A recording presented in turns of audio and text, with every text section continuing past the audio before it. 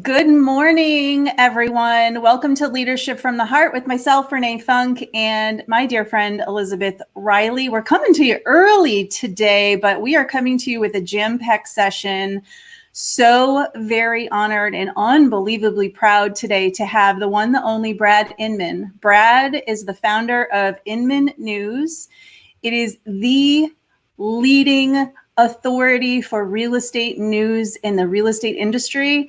And one of the things we love most about Brad Inman is he originated the Inman Connect Las Vegas and Inman Connect New York, which is the who's who in real estate leadership coming together twice a year at a real estate conference. Brad, thank you for joining us today.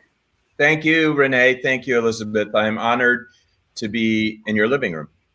We love it. We love it. Well, speaking of living room, rumor has it, the first 6 weeks of COVID, you were alone in your house, alone in your living room. Tell us about that. Yeah. Yes. This is the scoop. My wife, Yaz, the love of my life, had to go get her mother back to Morocco. Yaz is from Morocco. And so when she landed back in the U.S., we both made a health decision, which was to stay apart, not put her on another plane so that she could make sure we're all okay.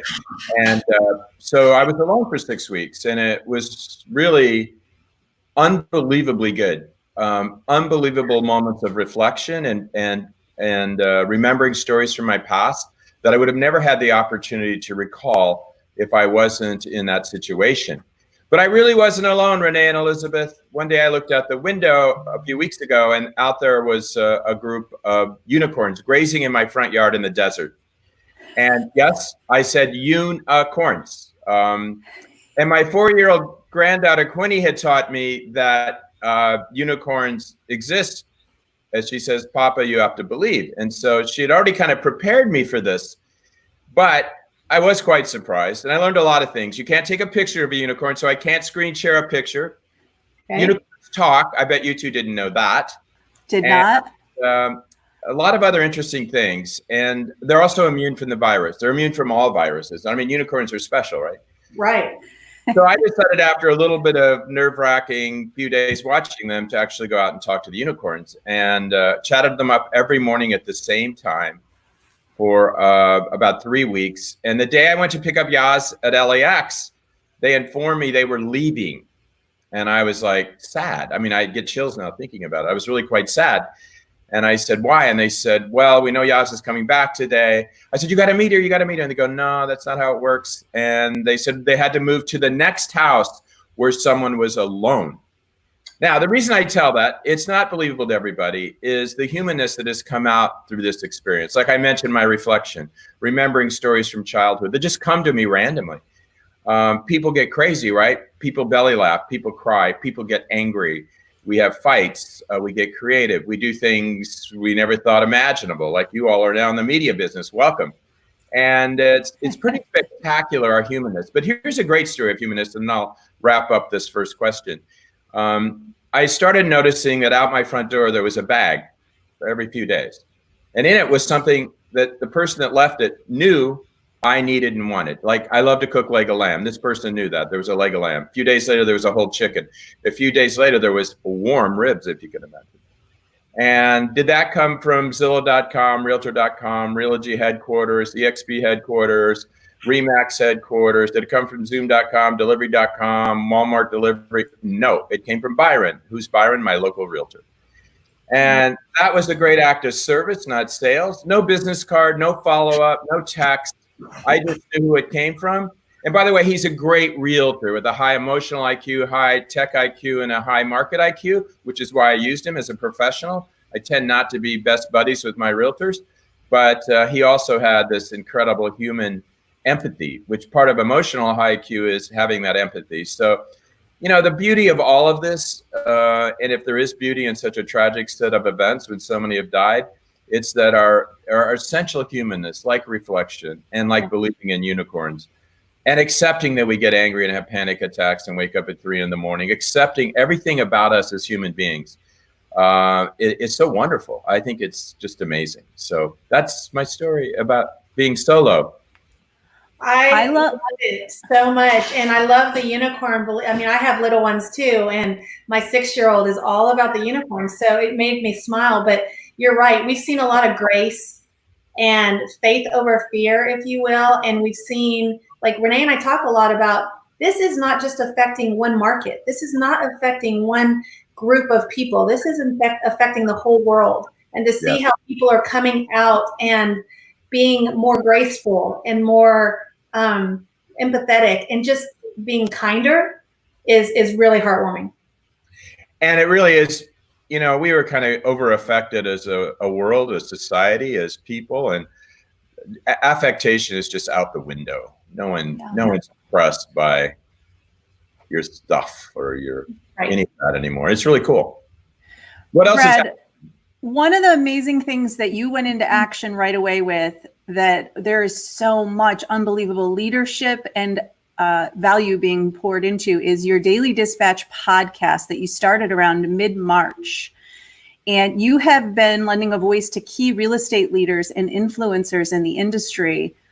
You now have over 50 episodes in this Daily Dispatch podcast. What is one of your key takeaways from your Daily Dispatch?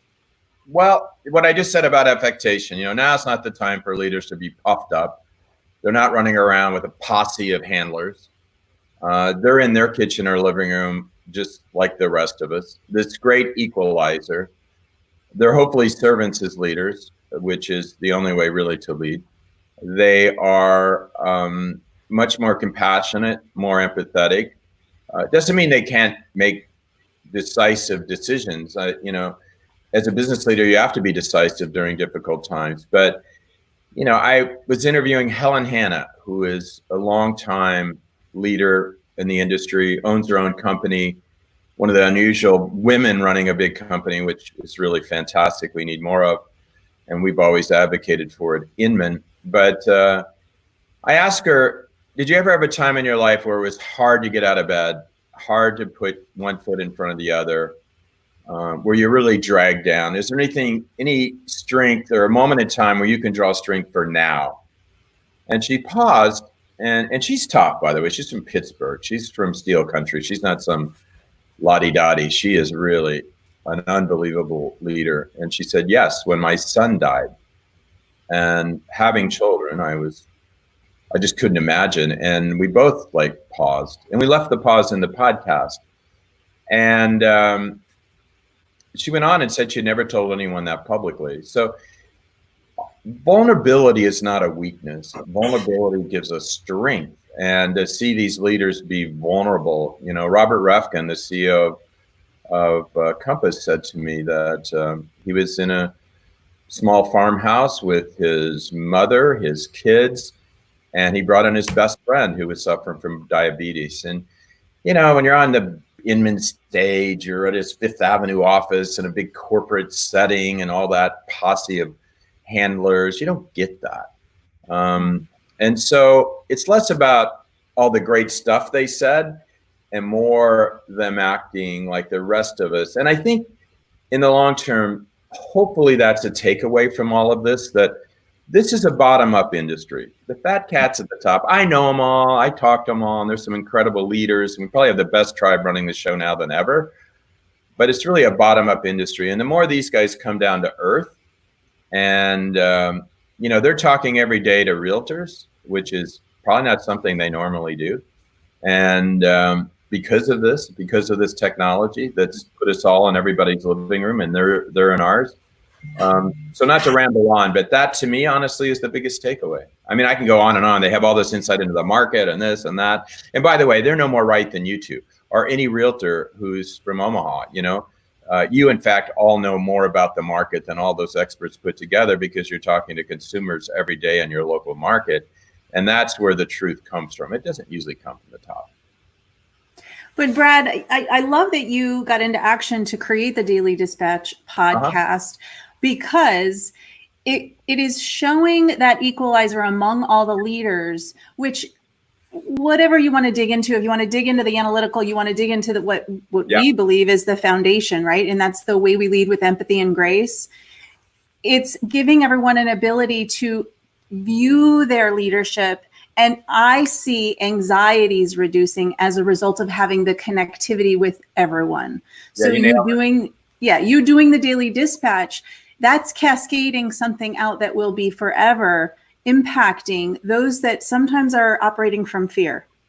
Yeah, I couldn't agree more. And I'll just use myself. I started that because a buddy of mine, Dave Sharon, called me one day, and as you could tell, I was kind of anxiety stricken and not doing too well. And the reality is I write every day and have since I was 12 years old. I got tapped to write a sports column for the local newspaper when I was only 12. And I love journalism, and I've been doing it every day. It's my yoga. It's every morning I wake up and write. But I couldn't write for about a month. I couldn't, I just couldn't do it. And it was very scary. And he knew I was a lifelong content creator. So David said, start a podcast. And I had started many before, but who would have thought? We have hundreds of thousands of viewers and listeners, and it was just the perfect time. So as much as anything, the podcast was about a little bit of saving Brad, and then it also, what I found is all these people are super accessible now. You don't have to go through some PR machine, and many of them want to do it on Saturday and Sunday. Who cares? It's all one big blur, right? And I don't even know what day it is. I think it's Monday, but so that it really helped me a lot. I just think there's so many takeaways from all of this that's going to benefit the real estate industry that makes me super, super excited.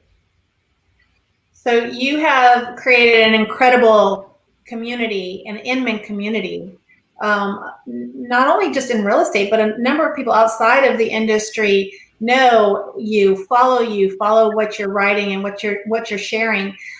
What shifts have you seen in the Inman community during this COVID-19 pandemic? Well, one of the beautiful things, it reminds me of the blogging phenomenon about 15 years ago, is that realtors are natural content creators. And now there's new media being created. I'm a big fan of TikTok, only because I compare it to Saturday Night Live in the 70s. It was the longest recession in history in the 70s. We had great political divides in the 70s. We had just all these horrible things going on in the country. And Saturday Night Live popped on the scene and saved us kind of with humor, belly laughing. And to me, TikTok is the modern day kind of belly laugh that we can get. Now, you got to go through about 20 of them to find that one belly laugh. You got to go through some political and some kind of raunchy stuff, but kind of like Saturday Night Live. But what I noticed in the industry, like TikTok, there's some great content being created. Realtors don't sit passively down. They knew that creating content for their customers was really valuable. Zoom created this huge opportunity to create not only live, but enduring content that would be saved and distributed. People are more active on social. And so there's this wave of another generation of media, Web 2.0 media. It started with blogs and this social is a communication tool. It really wasn't media creation. So that's one thing I've seen the community do. And the beauty of that is they're creating really useful, valuable content for their customers. And, we're all sitting around. So, and I think we're all sick and tired of broadcast news. We're sick of divisive media. We're sick of politicalized media. And I do say, though, while all of this is fun and entertaining and interesting and peer-to-peer learning, it's also so important now that anything you digest or read, just try to find fact-based, either really solid journalism or, data and really focus on things that really deliver to you the kind of insight that helps you make smarter decisions. I always say about a local realtor, the best realtors are the ones that have their zip code tattooed on their forehead or their butt or somewhere, because they need to know that market a lot better than I do. They need to know every block, every street, every house, who bought, when, sold, why. I mean, the schools and all that's really important, but I just focus on the actual housing that I'm buying to start with and know it like the back of your hand. And if you have that high market IQ, particularly in a market like this, Renee and Elizabeth, it is so invaluable because we're in a changing market. It's more nuanced. We don't know what's going on.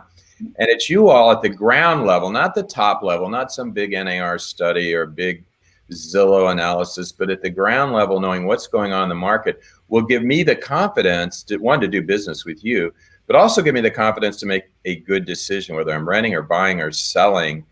And so what I've seen with our community is they're doubling down and being smart. I mean, some are learning languages and all that. Some are creating TikTok, but a lot of them are just studying. It's a great time to go back to school. And I would really focus your studies and focus them around what's happening in your market, not just anecdotal. Call your MLS and tell them, I want to see every single piece of data you have. Call the experts, help them grind the data for you. Really understand the switcheroos going on in your own market. And then go from there. But media creation is a big thing happening with our community, and they come together to help each other. The compassion, that sense of alliance and feel good. And another thing that happened, they put on pause hating, and they put on, the trolls disappeared, and we all just got nicer in the world to one another. I mean, the first time I remember in a long time, bipartisan support for the CARE Act. I mean, political, coming together. But, I've been in journalism too long, I've taken hits my whole life every day. And it's just part of, if you try to tell the truth, and the truth is, a big word. But if you work really hard to deliver the news and information every day, you're just going to get criticized. And in a free society, guess what? You can get criticized. It's okay. It's the First Amendment. In other countries, that doesn't happen. So I've never been that offended when I get called names and the haters come after me and the trolls. But I also kind of enjoying the vacation. It's kind of like we gave planet Earth a break, right? Thank God it needed a break. And we as humans gave each other a break. I don't know about broadcast news and some of that, but I'll tell you, day to day in the world I live in and the media that I think is more credible, everyone lightened up a little. Now, I noticed last week I wrote something and they came back. And I actually thought that was a good sign. I thought that was a data point that we're returning to normalcy, that the haters came after Brad Inman again. So, and when I say these people that just disagree, and when they disagree, they can't just disagree. They got to call me a name, or they got to say, Zillow owns Inman, which is never. They don't know anything of Inman, or Inman, Brad Inman owns Zillow stock. I've never owned any real estate stock. I don't do that, and because we're an unconflicted, independent news source, our reporters can't own stock in real estate companies. We don't sell the news hole. We just try to be old-fashioned, legitimate, independent, because the reason we are is that's what our readers expect. That's what they deserve. That's why they pay us for our subscriptions, our events. And they don't deserve to have tarnished truth, and they don't deserve to have conflicts of interest they don't know about. We just try to do our job. Yeah. Well, you do the job. Oh, thank you. The Inman community created itself, by the way, I would say. I think, and our teams at Inman that run Inman, that community is like an organism that it operates to its own, light and weather and temperature, and it's really quite beautiful. You said something that was pretty key for me. You said they're being more creative, and people are creating content, and real estate agents are content creating. There is a leader that we've actually interviewed that I respect. She is involved with Platinum Top 50 here in Austin, and she works with really the top agents. And that is one thing, a year or so ago, she would always talk about create before consuming, right? And I think we were all in our day-to-day hamster wheel, and everybody was just going, and you're consuming because you're having to do all these different things. And now time has slowed down. And so now we have that flexibility and that opportunity to create. So what you just said was key, being able to be more creative and taking that time to really think about what you're trying to do and being intentional in that. Yeah, and it also forces you to pause and reflect when you put words to paper or your face on a video. And 80% of what I've written over the years, no one's ever read. I have one reader, and he's very critical, and that's me.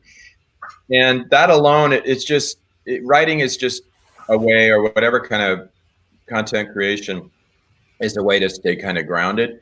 Taking time to reflect. It's kind of meditative if you think about it. You're stopping, as you say, consuming.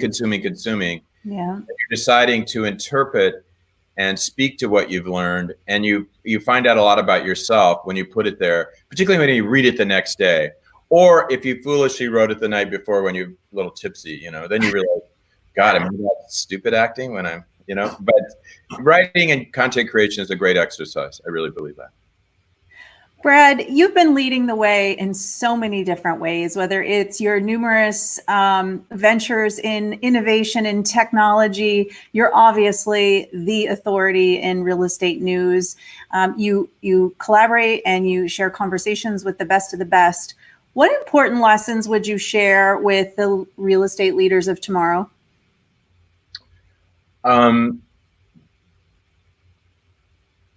Use this incredible connection you have with your customers and your team, and use it to, as I always say, reach higher and dig deep to accomplish more meaningful things in your lives and the lives of the people that depend on you. We are up against some fierce challenges, and I say that because I have to be honest about where we're headed. Whether this is the Corona 2020 dog day summer, I don't know. But there's a really sobering article today in the Wall Street Journal about the swish recovery, not the V. It's a great article. Just take the time to read it. It's a little difficult to read, only because you can be optimistic and still be realistic. And a lot of people think optimism should sugarcoat the truth, and I just don't buy that. I think the best way to be optimistic, or the best path to self-awareness, is to be informed. So the swish recovery is something that we probably should be prepared for. Everything's not going to get back to normal quickly, and so we have to face that. One of my lessons of life is to get up every morning and face it, no matter what, face it. Don't hide from it. Don't run for it. But it also doesn't mean you have to be down or be a Debbie Downer. I had an experience in 2011 at the end of the year where my parents, who had been married 62 years and I loved to death, died back to back. Oh, wow. And I had 3 businesses that were all, like everybody, faced huge challenges. And I was holed up in the Upper East Side of New York in a little apartment, and I'd also broken off a relationship that wasn't working. And I would sit in that studio in the kitchen in a little chair at 1 o'clock in the afternoon, smoking a cigarette and drinking bourbon, and getting on the phone and going, poor me, poor me. And my children and my family were supportive, but I dealt with that situation with a little bit of anger, and it was obviously a little bit of depression. And Connect then rolled around in New York 2 weeks later, and I really wasn't feeling up for it. And I had a presentation the day before the big stage with 50 people, and Chris Smith was an executive at Inman, and he was our MC. And I gave a really gloomy, doomy speech. And he took me back in the back room after that, and he put one hand on one shoulder and the other on the other, and he looked me right in the eye. And I really loved that guy. And he said, Brad, get a grip. These people are depending on you. Fake it till you make it. Like, when you go out there tomorrow, I know you can't not tell the truth about what you think is happening, but you can't put on that gloomy, doomy face. So I never forgot that. I had someone else once say to me, Susie Hale, back in the day, I was running through the conference center, picking up lint on the carpet, and had a big frowny face and not, being there for the people. But she came up to me, she said, Brad, you got to smile. Just do a fake smile, because if you're not smiling, everyone here thinks something's wrong. They think there's going to be an earthquake or something. They're depending on you. Yeah. And those 2 lessons made me realize that, face it. Don't lie to yourself about what's going on around you. But you don't have to do it being all gloomy and, doomy. You can do it with, a face of confidence, compassion, and a smile, and that'll get you a long way. So did I answer your question? You sure did. You sure did. I love that. And I have to say that I see, for the realtors watching, there's a great number of Inman community Facebook groups, and there's so much great authentic collaboration going on there. But I also see when you come in and you post in those groups and you kind of drop those wisdom nuggets, you can see you processing through it, which that in and of itself is really great advice and guidance for those who are seeking, well, how do I lead today? Because sometimes leading isn't that much fun. And quite frankly, it's okay to say sometimes it's scary. You got it. And I'll tell you, Renee, too, what I do in those groups is I learn so much from you all. And what I love, I remember early on, I put, is real estate an essential service? And we had 500 posts. From Yeah. all of them. Yeah. It's a guy going, a few of the haters came out, but not really. But one guy said, you asked the question the wrong way. And I thought, you needed to. And I went, no, I just asked my community if it was an essential service. I didn't put a big prepositional phrase. I didn't put a bunch of adjectives. I don't know what you think, but I'm just curious how you're feeling. That's not how I behave. I know my community's ready for the straightforward question. Right. But that brought up something that I learned. You mentioned podcast learnings. John Payton, who really is an amazing guy. He reminds me a lot of Glenn. Really a thoughtful guy. And he had gotten the coronavirus, as did his wife, from their college-age son who came back from spring break. Mm-hmm. And he talked about the early days of this, where he spent a lot of time broadcasting out their message to the members. Mm-hmm. He said it then came to him that he needed to listen. And so now when he goes out, he doesn't do any of the talking, and that's for me with the Facebook and other settings. And usually, I'm interviewing someone else. I'm the one listening. Here I've been talking, which, I'm happy to do, and I blather on. But this listening and what I get from the Facebook communities and the other Inman communities is just overwhelming. Well, at first, how often I'm wrong, or little things and nuances I learn, again, from the ground up, from realtors all over the country. The beauty of growing around all these settings is how different it is. Yeah. Like, I went to Portland and they're all like overly serious, and then I go to a part of near South Central LA and they're doing these crazy dances and yelling and screaming. And then I go to the beach, and then I go to Memphis and Chicago. It's what a beautiful community. Like, I get so much strength from the Inman community. It's just so powerful. There's a lot of really good connection going on. There always has been, but I've seen a shift, and I've seen more of an authentic shift where it's truly reaching a hand out and helping one another, which that's what it's all about. Because once we come together in that way, the more we do it, the consumer opinion changes of us and continues to evolve.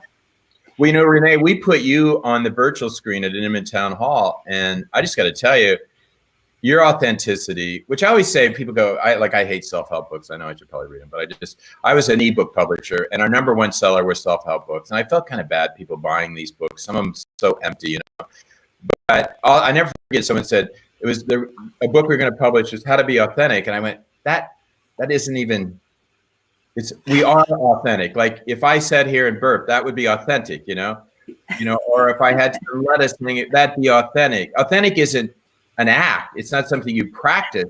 It's just being who you are, not trying, just however you are. Like, when I'm done here, how I walk out and greet my wife, that's the authentic Brad, whether I'm happy or smiling or whatever.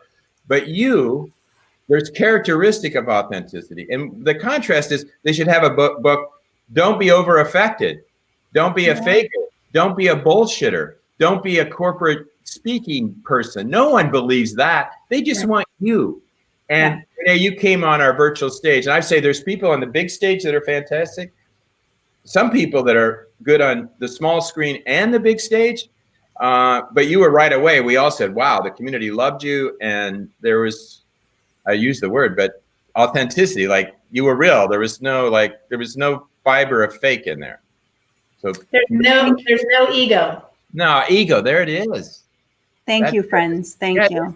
That's simple. You're right, Elizabeth. Brad, I'm biased, but I agree with you 100%. I mean, we became a fan. I mean, and the Inman community after, who is she? Where's she? We want to hear her come back. And the unfortunate thing for you, Nate, once we got our hooks into you, you're going to be everywhere. You're just Well, that's a pretty interesting segue. We've been talking on the show, Leadership from the Heart series, a lot about agility, right? I mean, if there's ever a time, at least in our lifetime that I'm aware of, agility as our core focus every morning has been just a demand of the day, because, well, for a while there, the first beginning in the couple weeks, we were every hour, it felt like things changed. Yeah. So I have to say, one of the finest tools that I've seen at agility is the way Inman came together and pivoted and said, okay, we're doing Inman Connect Now as a fully virtual conference coming up in June. Can you talk about Inman Connect Now? Sure. It's just, agility, I always said, is about having high expectations versus low expectations, feeling like enough confidence in yourself that you're willing to change and you're willing to make a mistake. And if you approach agility, is not just being smooth, and it's just like, wow, we can do this. And then taking the steps and executing really well. Behind the scenes at Inman is a group of people that execute really, really exceptionally well. And it's a high bar at Inman. It always has been. Like, if you decide to be a good journalist, you got to really work at it. You can't be lazy. You can't just publish. You got to get the facts right. You got to make sure. And as we produce physical events, high production values, good speakers, and we just realized, hey, we can do this virtually. We have no clue if it will be successful. Right. We won't apologize for trying. We'll apologize for mistakes, but that's part of being agile. If you think about it, agile is like, can I move quick and can I do this? Can I go down this road, because I want to explore a different path and not be afraid that I'll get lost and not be afraid what I might see. It's so easy. Like, I notice when I bike in the morning, I just start to go down the same path. It's like, why am I doing this? Or Yaz will say, let's turn right. When we lived in West Hollywood, she used to love to go into the gnarly neighborhoods of Hollywood. I like to go to Beverly Hills because the bike paths were better. But the point is just go south and north, don't go east and west. And that's what agility is about, not being afraid to change. So I think we'll get this right. But the way we'll get it right is having people like you on stage. You're playing a big role because your dress rehearsal is so fine. And now we're going to try it out. And in some ways, I think we're all learning that digital's better in a number of ways. We can access more people in more four corners of the world. And in other ways, you can hug and high five. But I think they're here to stay because I think physical events are, they're still uncertain. And so it's going to be packed with great speakers. I mean, all the big CEOs of the world are going to be in your living room. We're bringing them to your home so you can chat with them. You're going to get a house tour of, Rich Barton's house. We're going to make it a lot of fun, but really very high production and not just a bunch of Zoom faces, but, be some of that because that works really well too. So, we're going to give it our best shot. We're all in. Inman's been lucky. We haven't laid off people. And so we pointed them in the right direction and said, hey, here's something we can all bite off and, stay employed and get it done. And they really stepped up and the community is real supportive and signups are, just we're getting many more people than we would get live. So, and you can come for $50. And in the old days, you pay $800 to go to a live event. You have to travel. You have to, get that corner room next to the elevator and wait for your room to be ready at 3:30 and, wait for the Uber that's not late, stand out in the cold, go to dinner. And now you don't have to do any of that. And it's $50 instead of $1,500 or $2,000 after you add up all the costs. So that makes my heart feel good because I can bring Connect to a lot of people that could never afford to come. Well, you're talking about connecting and consumers. Our consumers are appreciating how we're pivoting, right? And how we're changing things to make things so much easier for them. Well, in the same breath, we as consumers, right? What you're just describing is exactly what we're needing as well. So we're getting to still have all the content, still have all the interaction. You're talking about Inman Connect going live.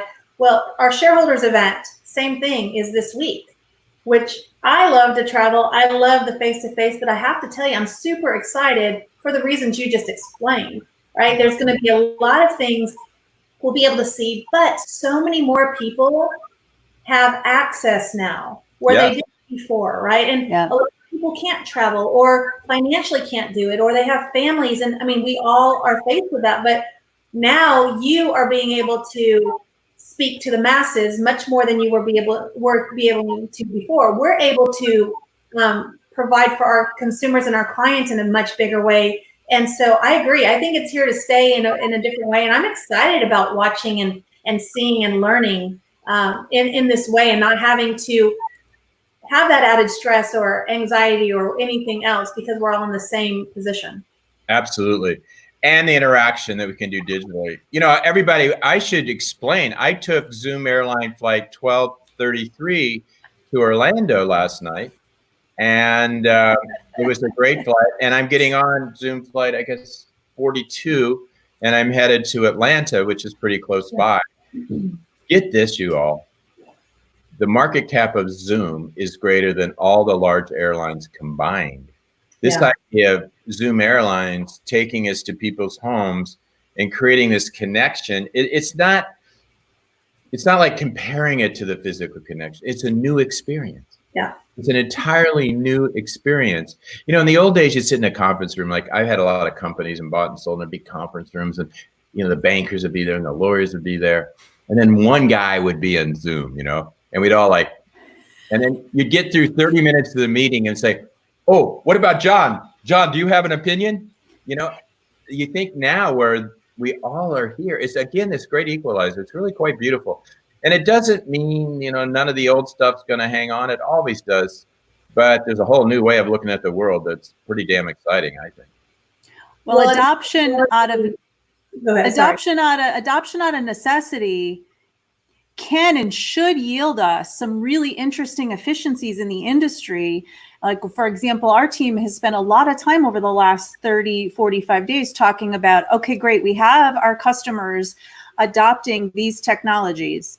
How can we then parlay those same technologies into improving our customer service in continued fashion to stay, right? Yeah. So that we will hopefully then take what may have been 20 showings, and maybe we reduce that to 5 showings, belly to belly, right? Because we can do buyer discoveries in advance. Yeah, it's amazing what's going to happen to the transaction. I had Pete Flint, the founder of Trulia, on. He's a good friend, and he first came to Connect. Get this, he called me as a student at Stanford and said, "I can't afford to pay for Connect.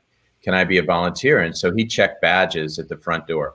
This is an entrepreneur that sold his company for $3.5 billion, and he was inspired by coming to Connect that there was an opportunity there. But as he said, the beauty right now is all the venture money, all the innovation, all the smart young people are focused on the back end, not the front end. So all these gnarly habits, I called mortgage the Freddy Krueger of real estate. You know, we're finally going to, you know, kill Freddy Krueger and fix these things that are broken so the consumer has a better experience.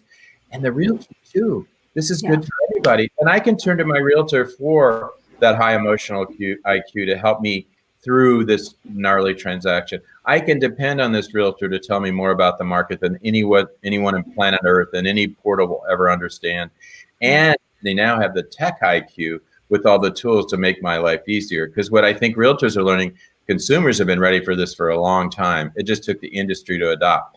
But it's also the time to throw away all this tech we bought when we were too busy to think about it and get rid of it. There's a lot of tech we have that is useless that we couldn't curate. Now, I'll give you an example real quick. The other day, I turned on my Roomba for the first time, and it was yelling and screaming and talking to me and rumbling through the house.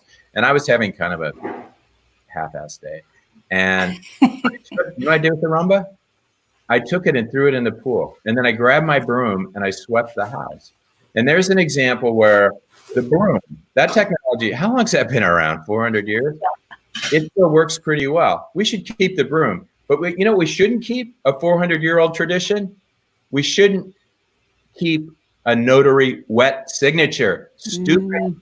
I can get authenticated at the airport with my eyes and my fingerprint, and Homeland Security is going to let me in. But somehow when I go through a mortgage or something else, they treat me like I have a gun going through Homeland Security with a wet signature. I fought with the bank recently. They wanted to send in a notary, and I said, "Are you kidding me? This big bank that I've been doing business for 30 years, you're going to risk my life by sending a notary to my house?" And they finally went, "Oh, I guess we shouldn't." I go, "No, you shouldn't for me now. You shouldn't do it for anybody else. And you should never do it in the future. We authenticate digitally now. We don't need a notary and a wet signature." I get so preachy about some of this tech because, come on, gang, let's move on. Let's focus on the right stuff. Well, that's a great segue because I have a great question for that. I mean, there's so many evolutions. You're just talking about a few right now. So what do you think, in your opinion, what's the next tectonic shift in the real estate market or industry? Yeah, total automation. With the realtor still center stage, you know, and already for 10 years, the realtor hasn't necessarily been the captain of the ship. You know, there's a little big worry. The realtor's got to be at the center of the transaction. That was kind of an ideological principle. So what does that mean? Wouldn't it be good if just you couldn't get on the boat without the help of a realtor, right? Think about it this way. Have you ever got on a boat without someone helping you get on and off a boat? It's real. I mean, maybe already you figured it out, but most of us need some help getting on and off the boat. Yeah. Even when you go on a cruise, they help you get on the boat, right? Right. So wouldn't it be the realtor was that facilitator of getting us on and off the boat, on and off the boat to home ownership, on and off the boat to new housing. And so I think what we're seeing now is all of that other stuff that was the agent playing the role, the bureaucrat, the secretary, the administrative, is a really demeaning role. What we really hire a realtor for is the three things I keep talking about. I want someone empathetic and understanding of my motivations, who's listening to me to make the toughest decision of my life. I want someone that gives me all the tech tools to make this as easy as pie. I used to call it the latte vision. You should be able to buy a house as simply as it is to buy a latte. And people laughed at me, but my point was, there's a lot of stuff here we can get rid of. And third, I want that market intel, and let the realtor focus on that, not pushing paper for Brad Inman. What a waste of time. And that's the titanic automation of the transaction by the real estate industry themselves adopting it. Second, to their consumers being more than willing to adopt it, more than willing to go to virtual home tours, more than willing to get rid. You think the consumer wants to do a wet signature and isn't willing to do documents? Are you kidding me? The consumer is way ahead of the industry, and now the industry is catching up. And I think we're just going to have a much easier. And you know what happens when this goes on? There are more transactions. Yeah, because it's easier, and there's more deals. In the end, that's the big picture. Your distinction is so important because oftentimes if someone says automation, there is an element of fear that will kick in, especially from the realtor community. You're spot on what you're sharing, and I look forward to that same day. Brad, think back to my story, the Byron bringing the bag, right? Yep. Our realtors never been more important. They're the most, if you think about the one thing this is all a bit hyper local, right? It's so hyper local, we're stuck in our house. Right. And we're just spreading our wings. Like I jumped in the pool, just jumped in this morning. And I heard Dave, my neighbor, who happens to be a realtor in San Diego. And we talked over the thing, you know, sure, as far as my world goes. And in that world is the realtor, if that person's behaving like a servant, not a salesy person. And so this has reinforced the role of that empathetic professional that we need. Housing's never become more important, and the facilitator of those people getting us on and off the boat to homeownership has never been more valuable. Such an important lesson. Brad, in 3 words or less, what does the Inman community mean to you? The love of my life is Yaz, but my people are Inman. I mean, it keeps me alive. Yeah. Keeps me alive. Yeah, that's it right there. That's awesome. We can absolutely relate because, I mean, it's the same thing for us. It's our EXP family that we've created or that we know and the people we're surrounded by. It's a blessing, and you don't really need anything outside of that when you're surrounded by your tribe, when you're surrounded by good people that mean well, that do well, that want well for you. Well, I think, you know, my dad used to say, we used to think he was wrong, but he used to talk about friends and family. He goes, after family, and there's a few members of the family you'd like to get rid of, but he would always jokingly say, but there's about 5 people, you know? And I think similar, there's a couple communities that we feel super connected to. And I think all of this, think about it, it's really reinforced what's important to us. And some of this other stuff, why would I go there? Why would I waste my time reading that? We used to try to gobble it all up and be everywhere, but now it's kind of like, wow. And now more than ever, you need to be focused in business, as an example. You need to be really focused. And by the way, I am such a fan of Glenn. Glenn kept coming back to Connect for many, many years with a new idea, new software. And he was always humble, you know, total servant as a leader. And I couldn't have been happier when he hit it out of the park with EXP. Like all of his work and all of his inventions, they all came together in one place. And he's one of those people, like, you know, like I guess my dad, I think it's more than 5, but when I see Glenn, I feel good. I feel good about the world. Yeah. I feel better. when he walks into a room, or when I hear his voice, on the phone, or when I did the podcast. Like, I feel better. Glenn's here. He has that effect for sure. Yeah. It's funny because I was, Renee and I both been in the business 15 years, and I was with another company for 10. I'm extremely loyal. I was super happy. I had no reason to leave. And then I met Glenn, and he was one of the most humble, gracious, real people, and smart, right? And so I'm always talking about people join people. And I was just attracted to that. I was like, wow, I love what his vision is. He had 400 people in his whole company at that time. So, but you get to know people, and you see people for who they are and what their intentions are and their goal to really, truly change people's lives and in the real estate industry. And I was like, I want to be a part of that. I want to be around that person. I want to learn from him. So yeah, exactly what you're saying. We could not agree more. That's great. Brad, we're going to put you on the hot seat now. Are you ready? I am. We're kind of running out of time, aren't we? We are. It's the last one. My Zoom flight is...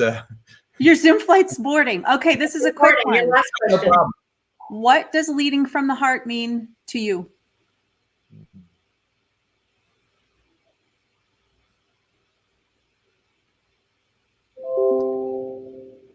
Well, I think life is about this constant journey of being self-aware and,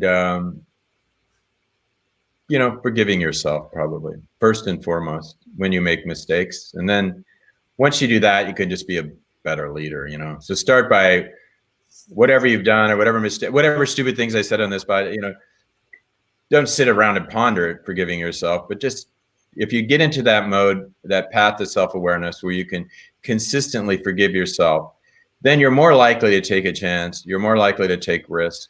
You're more likely to get out of character. You're more likely to turn left or turn right than you would doing the same old thing. You're more likely to go north and south instead of east to west. And then the life just opens up. And when it opens up for you, it opens up for people around you.